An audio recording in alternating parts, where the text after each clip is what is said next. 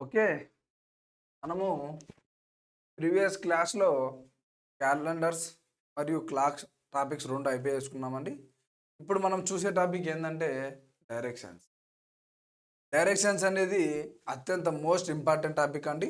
మనకు కానిస్టేబుల్‌లో చూసుకున్నా, కానిస్టేబుల్‌లో చూసుకున్నా మరియు హైకోర్ట్‌లో చూసుకున్నా in any other other competitive ఎగ్జామ్‌లో చూసుకున్నా మనకు ఖచ్చితంగా ఒక క్వెషన్ అయితే ఇక్కడ ఖచ్చితంగా వస్తుంది. ఇక్కడ కానిస్టేబుల్ మరియు హైకోర్టులలో అయితే ఇక్కడైతే 3 క్వెషన్స్ వస్తాయి. ఇక్కడి నుంచి అయితే 2 క్వెషన్స్ వస్తాయి. ఓకే. కానిస్టేబుల్‌లో అయితే ముఖ్యంగా మనకు కానిస్టేబుల్ మరియు ఎస్ఐలో మనకు డైరెక్షన్స్ నుంచి 3 క్వెషన్స్ వస్తాయి. ఖచ్చితంగా వస్తాయి. మనము ప్రీవియస్ ప్యాటర్న్ చూసుకుంటే ఖచ్చితంగా డైరెక్టర్ టెస్ట్ నుంచి ఖచ్చితంగా మనకు ఎస్ఐ కానిస్టేబుల్‌లో అయితే 3 క్వెషన్‌లు, హైకోర్టులో అయితే 2 క్వెషన్‌లు ఎక్కువగా వస్తాయి. అదర్ కాంపిటేటివ్ ఎగ్జామ్‌లో అయితే ఖచ్చితంగా ఒకటి వస్తుంది. అయితే డైరెక్షన్స్ అంటే ఏంటి? అందులో ఏమేమి ఉంటాయి ఇప్పుడు చూద్దాం. సో, టాపిక్ చూద్దాం. ఫస్టు దాని గురించి ఇంట్రడక్షన్ చూద్దాం. ఆ తర్వాత దాని గురించి ఓవర్‌వ్యూ చూద్దాం. ఓకే. ఇంట్రడక్షన్ చూద్దాం. దాని గురించి ఓవర్‌వ్యూ చూద్దాం. ఆ తర్వాత సెకండ్ లెసన్‌లో మనము బేసిక్ క్వెషన్స్ చూద్దాం. ఓకే. దాని మీద సెకండ్ లెసన్‌లో మనము బేసిక్ క్వెషన్స్ చూద్దాం. థర్డ్ లెసన్‌లో మనము పైథాగరస్ థీరం చూద్దాం. డైరెక్షన్‌లో ఏంటి? పైథాగరస్ థీరం ఏంటి అనుకుంటున్నారా? ఓకే. మనకు ఏ విధంగా వస్తాయో మనం లెసన్‌లో చూద్దాం. ఇప్పుడు చెప్పిన మీకు అర్థం కాదు. Okay. Based on north east, south east, north west, south west మీద క్వెషన్‌లు ఏ విధంగా ఉంటాయో చూద్దాం. ఫస్ట్ బేసిక్ క్వెషన్స్, ఆ తర్వాత పైథాగరస్ థియరమ్ మీద డైరెక్షన్స్‌లో ఏ విధంగా క్వెషన్‌లు పడతాయి. అదేవిధంగా based on north east, south east, north west, south west. కానీ బేసిక్ క్వెషన్‌లో ఓన్లీ మనకు నార్త్, సౌత్, ఈస్ట్, వెస్ట్ మాత్రమే చూసుకుంటాం. Okay. North, south, east, west మాత్రమే చూసుకుంటాం. మనము ఫోర్త్ లెసన్‌లో ఏం చూస్తాం? North east, south east. Okay. North east, south east, north west, south west. Okay. ఈ విధంగా చూస్తాం ఫోర్త్ లెసన్‌లో. నెక్స్ట్ ఫిఫ్త్ లెసన్‌లో యాంగిల్ చూద్దాం. ఫిఫ్త్ లెసన్‌లో బేస్డ్ ఆన్ యాంగిల్ చూద్దాం. ఫిఫ్త్ లెసన్‌లో అంటే ఇందులో టాపిక్స్ అండి. ఇందులో ఉండే టాపిక్స్. నెక్స్ట్ మిస్‌లేనియస్ చూద్దాం. ఇంకా మిగిలినవి ఏమన్నా ఉన్నాయో చూద్దాం. ఓకే. ఈ విధంగా చూద్దాం. నెక్స్ట్ ఇంట్రడక్షన్ అండ్ ఓవర్‌వ్యూ చూద్దాం. ఓకే. సపోజ్ క్రాసింగ్ గానీ లేదా ఫిక్స్డ్ పాయింట్ గానీ మీకు క్వెషన్‌లో కనపడిందా? డైరెక్షన్‌లో క్రాసింగ్ గానీ, ఫిక్స్డ్ పాయింట్ గానీ మీకు కనపడిందా? వెంటనే మీరు చేయాల్సిన పనేందంటే సెంటర్ పాయింట్ అండి. ఓకే. నార్త్ అనుకుంటే, ఇది సౌత్ అనుకుంటే, ఇది ఈస్ట్ అనుకుంటే, ఇది వెస్ట్ అనుకుంటే, మనకు క్రాసింగ్ గానీ, ఫిక్స్డ్ పాయింట్ అని ఇచ్చాడా? We go to the directly centre point or fixed point or crossing point.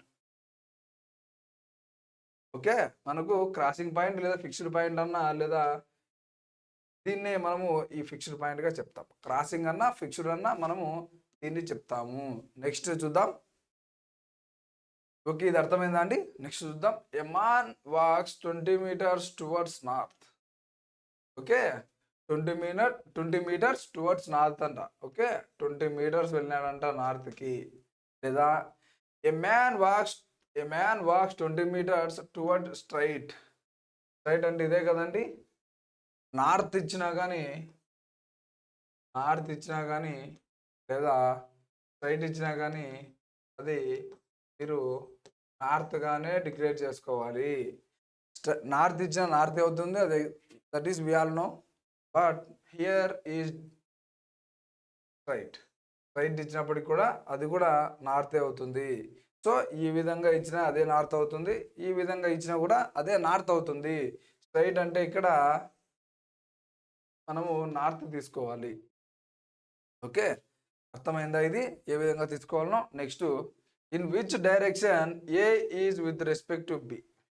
In which direction in which direction ఫస్ట్‌ది A is with respect to B. A is with respect to B. Okay. Suppose north, south, east, west ఉన్నాయనుకోండి. Okay, north south east west ఉన్నాయనుకోండి.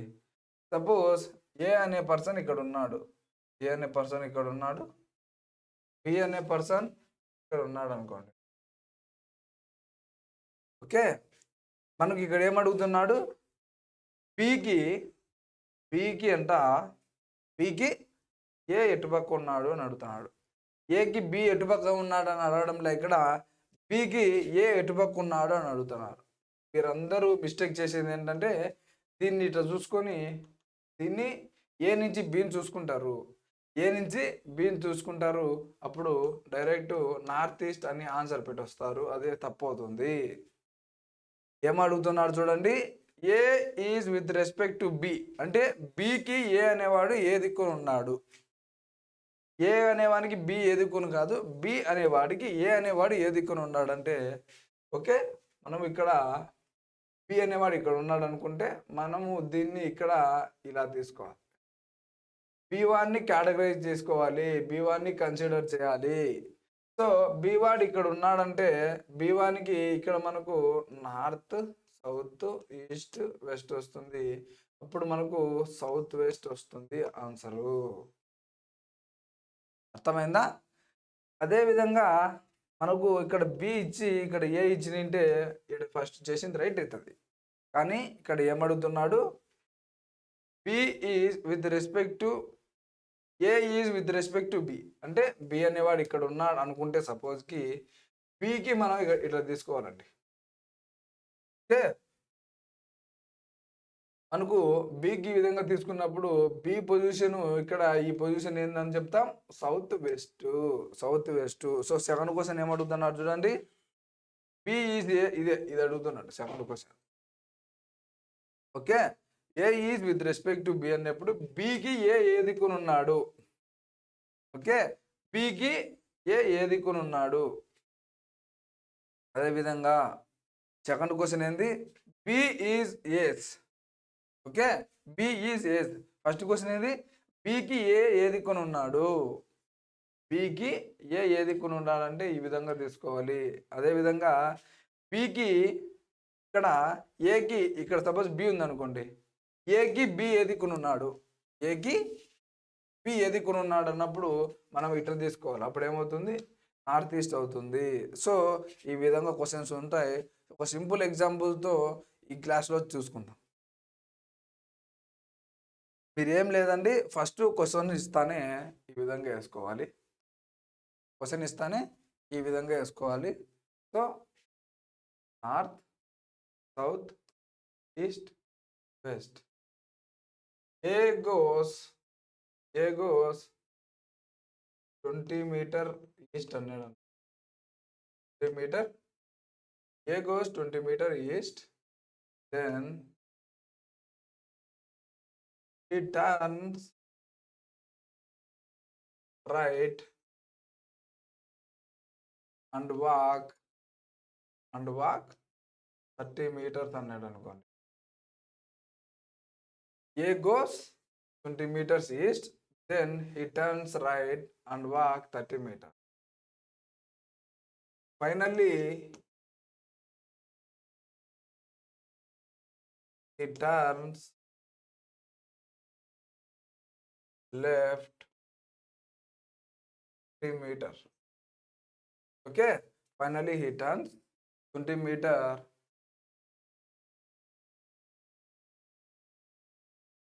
Okay, finally he turns and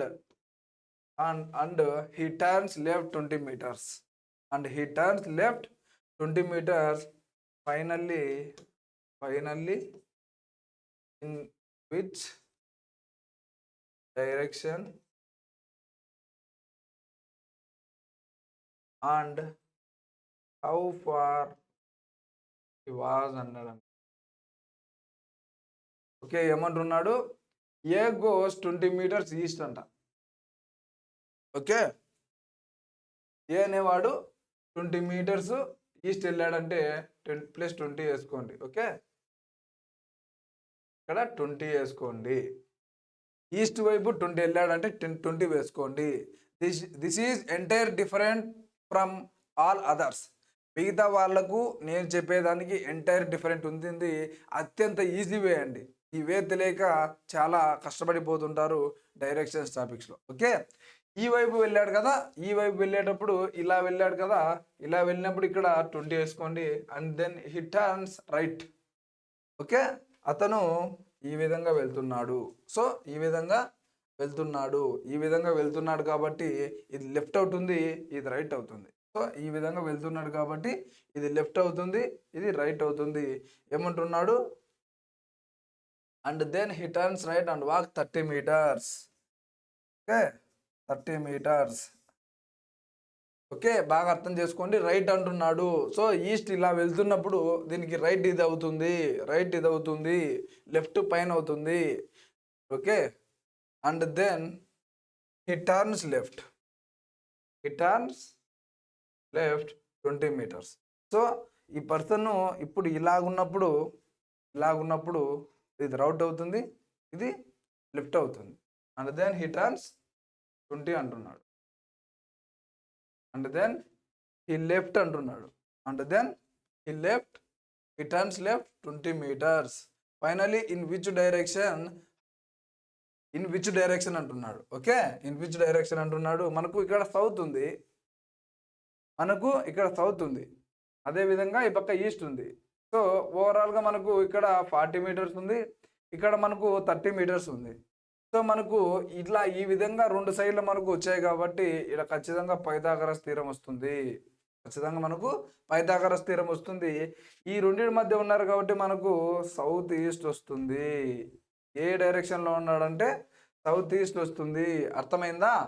south east వస్తుంది. అదేవిధంగా మనకు ఈ ప్లేస్లో left ఇచ్చాడు అనుకోండి. Okay, left ఇచ్చాడు అనుకోండి. ఇదే క్వశ్చన్ చూద్దాం. జనరల్ మెథడ్లో ఏదైతే మనం ఫస్ట్ టాపిక్ చూసామో నార్త్